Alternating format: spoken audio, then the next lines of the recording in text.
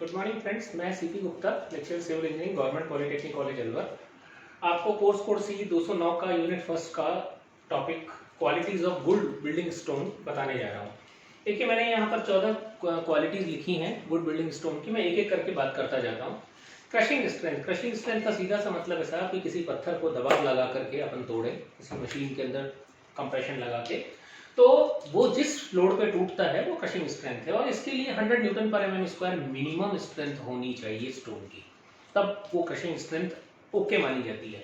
Appearance, किसी भी stone की अपीयरेंस साउंड अपीयरेंस होनी चाहिए। साउंड अपीयरेंस का मतलब ठोस दिखना चाहिए, खड्डे नहीं दिखने चाहिए, उसके अंदर कोई क्ले जो उसकी अपीयरेंस है वो इस तरह की डल अपीयरेंस नहीं होनी चाहिए, शार्प अपीयरेंस होनी चाहिए, कलर्स उसके बढ़िया होने चाहिए एकदम।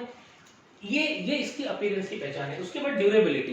देखिए, ड्यूरेबिलिटी सिविल इंजीनियरिंग में जहां भी एनकाउंटर करें इसका बड़ा सीधा सा मतलब होता है, और वो ये होता है कि जो भी हमारी एक्सटर्नल वेदरिंग एजेंसीज है, एक्सटर्नल वेदरिंग एजेंसी मतलब जो हमारे किसी पत्थर को नुकसान पहुंचा सकती है, जैसे धूप, हवा, पानी बोले तो बारिश का पानी या नॉर्मल जो है मॉइस्चर के, जो भी एयर में मॉइस्चर मौजूद होता है, इनकी वजह से जो हमारे स्टोन को नुकसान पहुंचता है वो नुकसान हमारा एक तरीके से ड्यूरेबिलिटी का नुकसान होता है। तो ड्यूरेबल अगर मैं किसी स्टोन को कह रहा हूं तो इसका मतलब ये जो तीनों एजेंसीज मैंने बात की, हवा, धूप, पानी, इन तीनों से वो कितना स्ट्रॉन्ग है। तो हमारा कोई भी स्टोन जो है वो ड्यूरेबल होना चाहिए। उसके बाद फैसिलिटी ऑफ ड्रेसिंग। देखिए, स्टोन की आपने देखा होगा बड़े बड़े टेम्पल्स बने हैं, बड़े बड़ी बिल्डिंग्स के अंदर हम फैकेडिंग बोले तो एलिवेशन के अंदर स्टोन्स यूज करते हैं। और वो क्यों यूज करते हैं? क्योंकि स्टोन को अगर हम काट करके और शेप देना चाहें तो बड़ी आसानी से मिल जानी चाहिए। अगर जितना ज्यादा हार्ड स्टोन होगा उतना ही उसके अंदर ड्रेसिंग की प्रॉब्लम आएगी। तो आप अगर स्टोन आपका ऐसा है कि जिसकी आसानी से ड्रेसिंग हो सकती हो तो ये हमारे लिए फायदे की चीज है और स्टोन हमारे लिए काम का होता है। फ्रैक्चर, किसी भी स्टोन को यदि हम तोड़ें तो तोड़ने के बाद जो उसका फ्रैक्चर्ड हिस्सा यानी जो उसका सेक्शन दिखाई दे वो एकदम शार्प दिखाई देना चाहिए। वो इस तरह से नहीं डल नहीं होना चाहिए, या वो उसके अंदर इस तरीके का खोखलापन नहीं होना चाहिए, एकदम शार्प होना चाहिए, ठोस जो है स्ट्रक्चर होना चाहिए। हार्डनेस का सिविल इंजीनियरिंग में सीधा सा अर्थ होता है कि किसी भी चीज पर अगर मैं स्क्रैच लगाऊं तो वो कितनी आसानी से या कितनी मुश्किल से स्क्रैच होती है। जितनी मुश्किल से वो स्क्रैच हो रही है इसका मतलब वो उतना ही हार्ड है।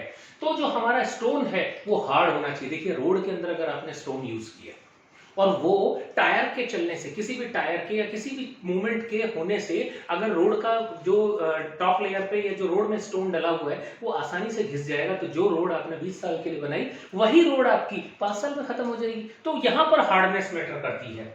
परसेंटेज वेयर, ये परसेंटेज वेयर भी इसी के कॉन्टेक्स्ट में है कि जो परसेंटेज वेयर है यानी किसी भी चीज को हम जब इसके ऊपर एब्रेड करते हैं तो जो स्टोन है उसका 3% से कम जो है वेयर होना चाहिए, कटना चाहिए वो। रेजिस्टेंस टू फायर अच्छा होना चाहिए, और ऐसा भी नहीं होना चाहिए जैसे कैल्शियम स्टोन है, कोई भी हमने अगर कैल्साइट स्टोन यूज किया और आग लग गई, टेम्परेचर पहुंच गया 1500 डिग्री सेंटीग्रेड के आसपास, तो आप देखिए कि जो कैल्शियम कार्बोनेट था वो कैल्शियम ऑक्साइड में परिवर्तित हो गया। कैल्शियम ऑक्साइड मतलब क्विकलाइन में परिवर्तित हो गया और वो बिल्डिंग पूरी की पूरी कोलैप्स हो जाएगी ऐसी की ऐसी।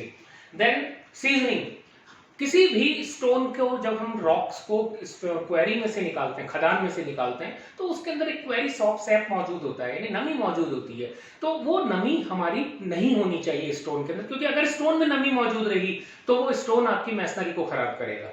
मैसनरी को खराब नहीं करेगा, वो आपकी मैसनरी कमजोर मैसनरी बनेगी। और इसीलिए हमने कहा है कि कभी भी हम जो सीजनिंग के लिए 6 to 12 मंथ्स का पीरियड एक अज्यूम करते हैं कि रॉक्स को तोड़ लेने के बाद उसे धूप के अंदर 6 से 12 महीने के लिए सुखाइए। स्पेसिफिक ग्रेविटी किसी भी स्टोन की 2.7 से ज्यादा होनी चाहिए। स्पेसिफिक ग्रेविटी मतलब भार उसका, तो 2.7 से ज्यादा होना चाहिए। टफनेस इंडेक्स, अगर टफनेस इंडेक्स 13 से कम है तो हम इसे लेस टफ मानते हैं। टफनेस का सीधा सा मतलब है सिविल इंजीनियरिंग में कि अगर मैं किसी भी चीज के ऊपर डायनामिक चोट करता हूं तो डायनामिक चोट करने के बाद वो कितनी आसानी से टूटती है ये उसके टफनेस को बताती है। जितनी आसानी से टूटती है इसका मतलब वो कम टफ है, जितना ही ज्यादा मुश्किल से टूटेगी इसका मतलब वो ज्यादा टफ है। तो अगर टफनेस हमारी 13 से कम हुई तो उसे लो टफ बोलेंगे, 13 से 19 के बीच में हुई तो मॉडरेटली टफ बोलेंगे, और अगर वो 19 से ज्यादा है तो फिर हम उसे हाई टफ बोलेंगे। और हमारा जो अच्छा स्टोन है वो 19 से ज्यादा टफनेस इंडेक्स देना चाहिए। वाटर एब्जॉर्प्शन, किसी भी स्टोन को अगर 24 घंटे के लिए पानी में डाल दूं साहब, नॉर्मल पानी में डाल दूं, तो 0.6% से ज्यादा उसे स्टोन को पानी एब्जॉर्ब नहीं करना चाहिए अपने वेट का। अपने वेट का अगर उसने अपने वेट के 0.6% से ज्यादा पानी एब्जॉर्ब किया तो ऐसा स्टोन अच्छा स्टोन नहीं माना जाता है।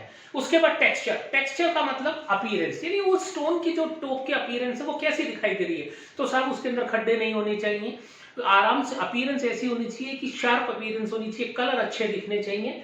और वेदरिंग, वेदरिंग का मतलब मैं ऑलरेडी आपको बता चुका हूं कि हवा, पानी, धूप, ये 3 एजेंसीज जो हैं, इन एजेंसीज का कम से कम उसके ऊपर इफेक्ट होना चाहिए। जितना ज्यादा आप महल उठा के देखिए साहब जो हजार साल पुराने बने हुए, उनमें जो स्टोन्स इस्तेमाल हुए बहुत शानदार स्टोन्स इस्तेमाल हुए, जबकि वो धूप भी खा रहे हैं, पानी भी खा रहे हैं और बारिश भी और हवा भी इस तरह से। तो ये दीज आर द गुड जो क्वालिटीज हैं स्टोन्स की, ये मैंने आपको बताई। Thank you.